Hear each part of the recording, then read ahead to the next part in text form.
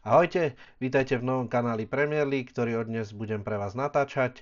Začneme dneska prvým zápasom Manchester United Fulham, ale aby som sa vrátil k dôležitým číslam a k dôležitým informáciám, takže je to 33. ročník Premier League, celkovo už 126. ročník anglického fotbalu celkovo. Vracajú sa nám dve mužstva, ktoré predtým v Premier League hráli, a to je Leicester City a Southampton, ktorí sa vrátili po roku do Premier League, a po 22 rokoch sa nám vracia do Premier League aj Ipswich Town. Aby som sa vrátil k dnešnému zápasu Manchester United Fulham, za mnou môžete vidieť zápasové dresy konkrétnych mužstiev.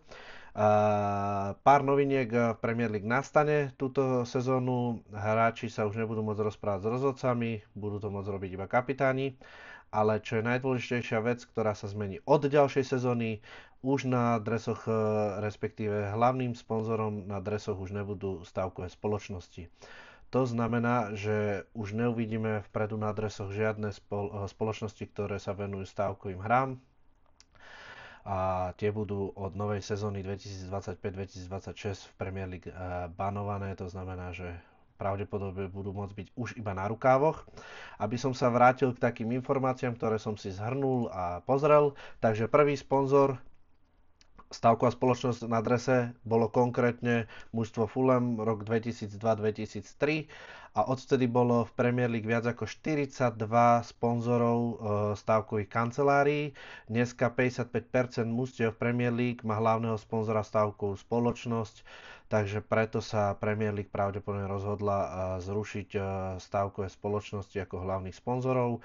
Informácie o tom, či budú môcť byť stavkové spoločnosti aspoň na rukávoch, som sa nedozvedel, ale pravdepodobne úplne ich Premier League nevyškrtá, pretože je to samozrejme nejaký príjem, ktorý Premier League samozrejme potrebuje.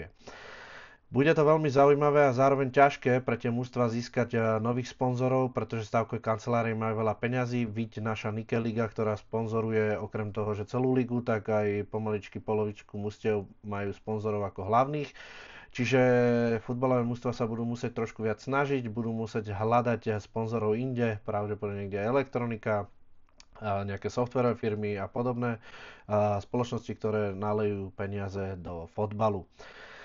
Teším sa na dnešný zápas, je to vlastne prvé kolo, čaká nás celkovo 380 zápasov v Premier League, uvidíme, kto bude na konci majster, kto zostúpi, kto postúpi do európskych pohárov. Podľa rôznych bookmakerov najväčším favoritom na titul je Manchester City, Arsenal, Liverpool, Manchester United je na nejakom 4. 5. mieste. Čo sa mňa týka, ja nebudem favorizovať nikoho zatiaľ, ja odhadujem, že United sa umiestni do top 4. Pravdepodobne v top 4 bude aj Manchester City a dosť možno určite Arsenal a 4. miesto nechám také otvorené.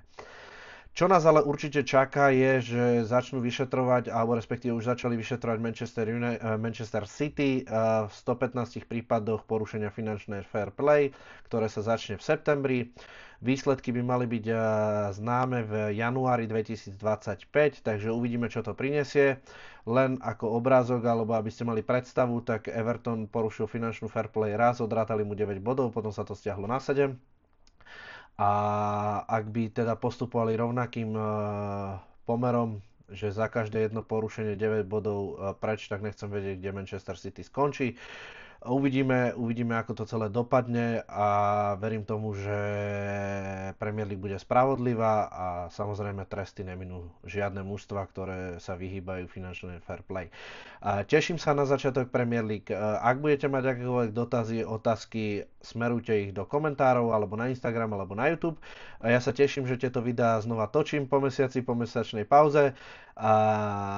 Veľa z vás sa pýtalo, kedy natočím nové videá, tak začal som dneska, uvidíme, v akom tempe to bude, budem sa snažiť to aspoň raz do týždňa natočiť. Väčšinou sa budem teraz sústrediť na zápasy Manchester United proti superom, ktorým hráme, ale to neznamená, že nenatočíme nejaké iné dodatočné videá po zápasoch. Na čo sa určite môžete v prvom kole tešiť je pondelkový šláger Chelsea-Manchester City. Počítam, keďže pondelkové zápasy bývajú remizou, tak počítam, že toto bude remiza. Ostatné zápasy si nedokážem tipnúť, teda iba dnešný večerný. Verím, že United porazia Fulham a budeme mať prvé 3 tabulky. A že by sme urobili štart cieľ Premier League, uvidíme. Ahojte, držte sa, čaute.